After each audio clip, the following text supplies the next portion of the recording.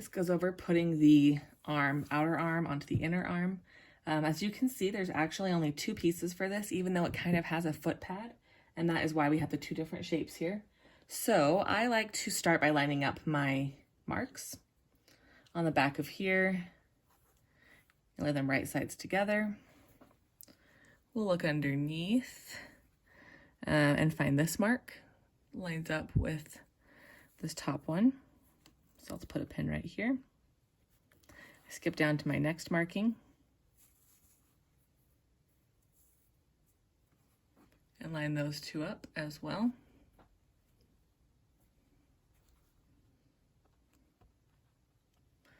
Then we'll go up to the center marking. It gets kind of tricky because we have two curves here that are different shapes. So you'll have to kind of arrange a little bit to get these two marks to line up.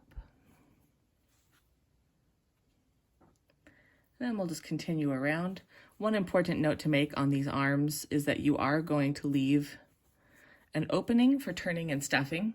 And it is important to reflect that so that you can leave the two openings on the outer edges of the bear once you put it together.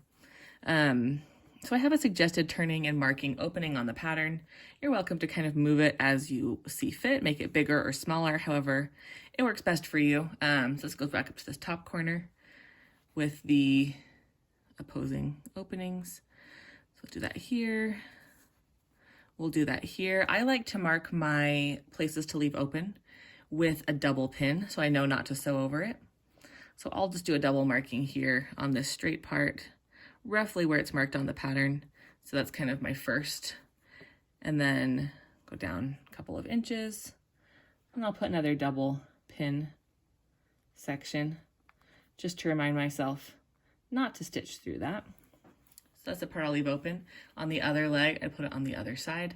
And then once that's all pinned, I'll come back to this part and just kind of continue lining it up and pinning it to get these two curves to line up.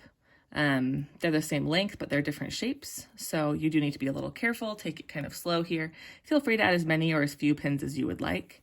But that will just kind of help hold the pieces together. And then here is my finished leg.